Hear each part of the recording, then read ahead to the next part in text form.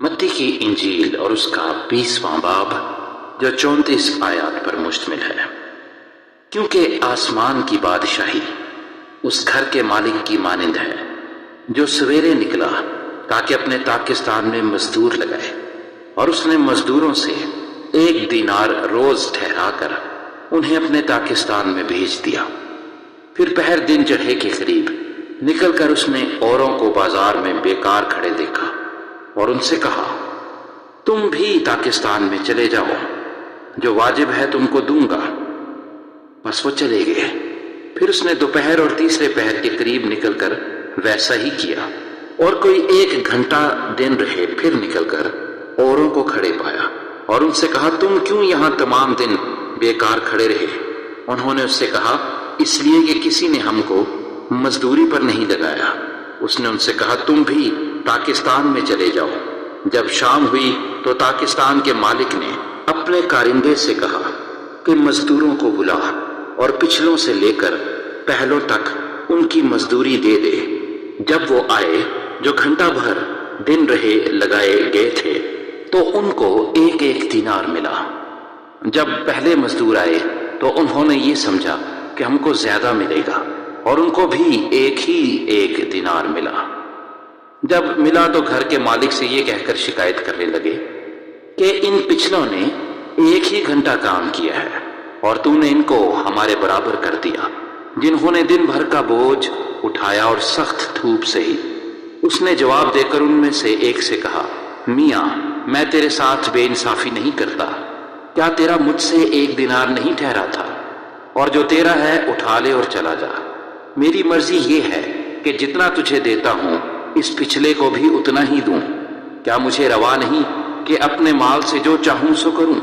یا تو اس لیے کہ میں نیک ہوں بری نظر سے دیکھتا ہے؟ اسی طرح آخر اول ہو جائیں گے اور اول آخر۔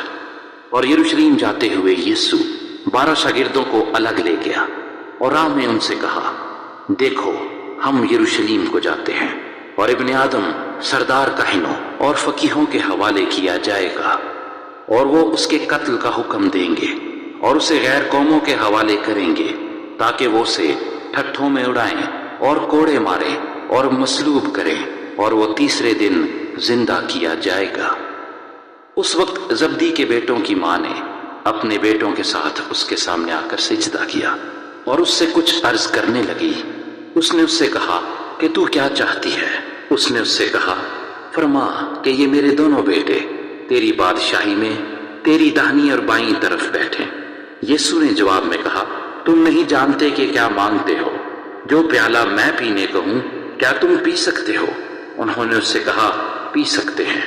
اس نے ان سے کہا، میرا پیالہ تو پیو گے، لیکن اپنے دہنے بائیں کسی کو بٹھانا میرا کام نہیں، مگر جن کے لیے میرے باپ کی طرف سے تیار کیا گیا انہی کے لیے ہے۔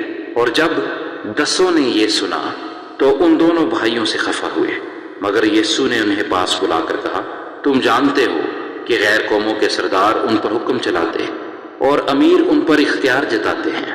تم میں ایسا نہ ہوگا، بلکہ جو تم میں بڑا ہونا چاہے وہ تمہارا خادم بنے، اور جو تم میں اول ہونا چاہے وہ تمہارا غلام بنے۔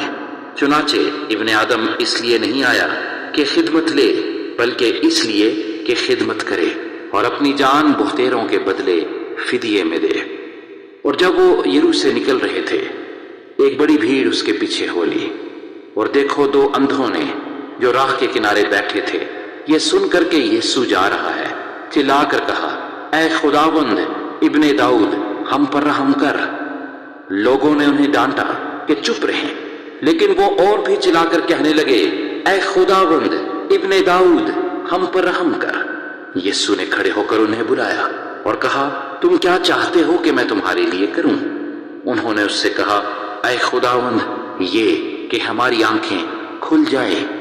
یسوع کو ترس آیا اور اس نے ان کی آنکھوں کو چھوا، اور وہ فوراً بینا ہو گئے اور اس کے پیچھے ہو لیے۔